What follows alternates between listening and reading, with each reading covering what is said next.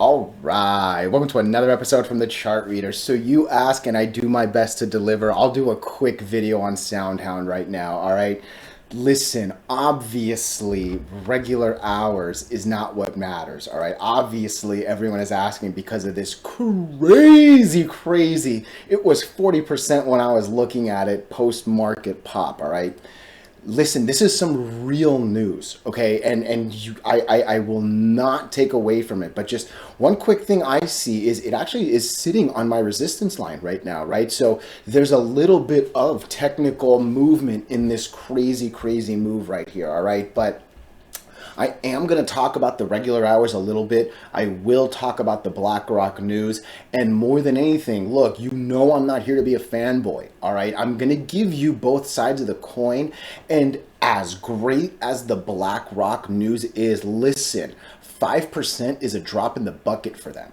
It's an amazing thing for SoundHound, but BlackRock buying 5% of SoundHound, I don't think is a lot for them. And for me, it's like a billion times my life savings, right? You know what I mean? But just keep things in perspective, especially when you see craziness like a 40% jump after hours, all right? So we're going to talk about both sides of the coins, but obviously I am liking what I'm seeing, all right? So before we go any further and I give you more of my thoughts and opinions, what are we going to do? Same thing we always do, right? We'll take a look at the daily and the weekly to see how these things are setting up short term. We have our 5 moving averages.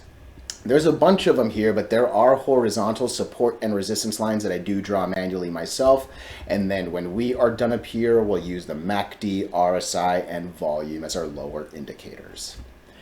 Hey, really quickly, if you can, please subscribe to this channel, share this video online with your friends, comment good or bad if you disagree. Look, anything you can do helps me so much with these YouTube algorithms, especially if you can share. Most of you have bigger social media things than I do, and yeah, if you click share, it actually does more than if I do it, you know? So look, SoundHound, before we get into the post market, I need to talk about regular hours because end of the day, regular hours is finished. This is a dead candle that we can now examine and make our predictions for tomorrow. This is still moving. Anything can happen. The volumes are significantly different. The stop losses do not work. There is so much that makes post-market and pre-market significantly different to me than regular hours, all right? And look, this is a beautiful regular hour chart, all right? We talked about breaking multiple moving averages. We talked about getting some confirmation. We basically marched to the 200 moving average. This is amazing right here, right? So I know the pop itself is a real big thing to focus on, but look, this thing wanted to make a natural attempt at the 200 moving average, all right? We saw, I wasn't sure what I was typing there, sorry. We saw a little bit of a scare with NASDAQ. Lo and behold, it uses the 20 moving average once again to bounce back over the 8, bounce back over my golden line of trading, right? Like the NASDAQ recovered. We saw with the IWM a scary gap down yesterday, a beautiful gap up today, right? So SoundHound, minus this news that just dropped, this was a good chart. This made me believe that, you know what, this 65 RSI is still hungry to go up. We're in a positive MACD that's still diverging. You know what I mean? Like, we're actually breaking the 50-day volume. And I still think these 3 days, even with these last 2 days, there is an accumulation starting to happen. So believe me when I say regular hours was beautiful, all right? So where are we at right now? We're at these 2 lines right here. And it looks like it's actually coming down just a little bit from when I started it. But I think this is the best zoom in. Yeah, that's the best zoom in I'm going to do for now to see this. So what has happened? So the headline I saw, please let me know if there was anything else that I missed, but the headline I saw was BlackRock is now going to invest 5%. They're going to buy 5% of the SoundHound AI shares. All right. One common statement I make, all right, is when a small unknown stock, no offense to anyone holding it, but I think we can all agree SoundHound is still proving itself. But when a small, unknown, unproven stock can connect itself with someone that's monstrous, that's established, that's a true blue chip name like BlackRock, the company that has, I think it's called Aladdin, the like super crazy AI trading machine. Like when BlackRock throws down, you're gonna get this kind of reaction. All right. The thing is, now listen, all right, this is assuming that the 200 moving average has just broken. All right. This is because again, remember, we haven't just started. Oops, I went right there. We have not just yet. Right. So this post-market move is basically saying I have broken the 200. I've broken that 240 number. That was 260 for a bit, 240 for a really long time, and we're well past that, right? So there are a lot of assumptions that are happening in this move right now, all right? Real quick, let's just see. No, not that. Let's look at this.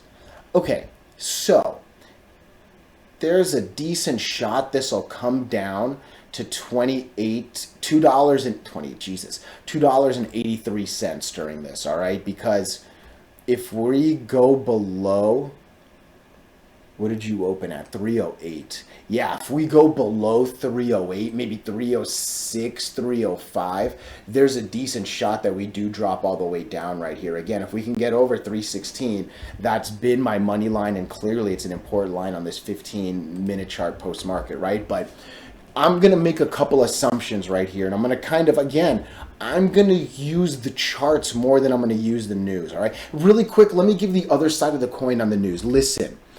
I don't know how much it costs to buy 5% of SoundHound, all right? Can I afford that? No. All right, let's just be blunt and I cannot afford that. Can all 3,000 subscribers, if we pitched in, afford it? Maybe, maybe not, because I don't know how many are new. I don't know how many are ballers. I don't know how many are my level. I'm not sure 3,000 of me can actually afford 5% of any company. You know what I mean? That said, BlackRock has more money than Fort Knox, you know, and they can get loans. They can literally buy the world and sell it 17 billion times. And I say literally jokingly, but you get it, right? For BlackRock to buy 5%, it's an amazing accomplishment for this stock for sure. But I think in the grand scheme of things, BlackRock's not taking a very big risk.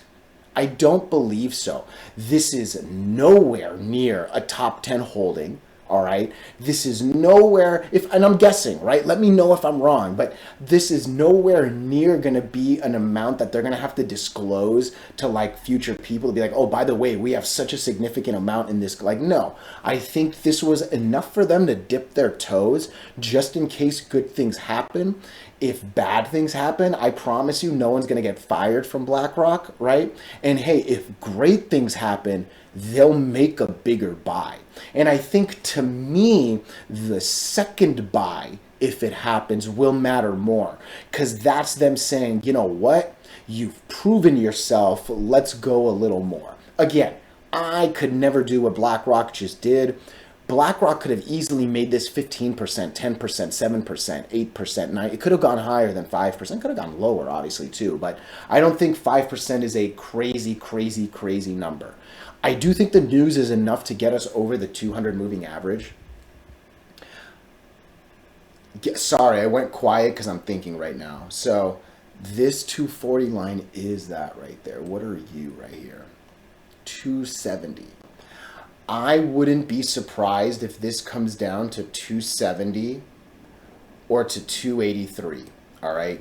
I think that's a decent number for that. If all right, if this stock opens above 316, I think it could be really interesting. I do, because I'm gonna go to just regular. Let's just get rid of that green candle real quick. Let's talk about these two channels. All right. So between 4 and 13.6 is one channel. Between 13.6 and 240 is another one. All right.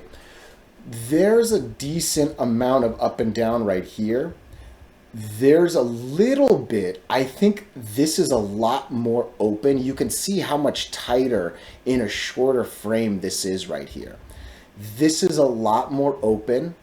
This is a big up and down. This is a big, I feel like this 316 to 4 is an easier channel than this was. If this thing gets over 316, it might be a really quick climb to 4. All right. When I go into post market now, all right. So assuming we're at 305, the RSI is still only at an 89. Sorry, at a 79. I say still kind of casually, maybe a little too cavalier, because that's relatively high. You know, I always say get worried around 80, right? But I'm looking here at one that was at 84, 89, 85. It like lived up here. It came back to 86 and 90, and this is around February 23, right? So roughly a year ago. It got into the 80s and the 90s, right? So maybe a year is a little much. Looking at this right here, yeah, we're kind of around the high. Was this actually 82? What was your number? 81. So 81 was probably the high of 2023. That's such a strong divergence, assuming that this does hold, right? And I think even if we came down to that 280 or 260 number, I think this will go. Listen to me. Even if we close tomorrow just under 316, you got to confirm. All right, this is the first time we're over the 200 in a bit. We've tried. And obviously, I mean, this is for me, so oops, don't click that line. This for me is the last time we really like used the 200 as a friend. It was January, February, March, April. It was May of 23, all right? From there, we lost it like hot butter, and it was just a resistance and a nothing, right? So let's just make sure we've actually broken it. And man, it seems like this thing is gonna wanna climb to 4. I'll be real honest with you, because again, even looking at the post-market candle, this is still a nice little 70 on the weekly. This is still a very, very good MACD. I mean, this is good. The only thing I don't want to have happen is people go crazy on this BlackRock news when maybe it isn't. I'm obviously bullish, all right? I am. I gotta believe it's going at least here, right? Like, I'm not talking about it coming back below.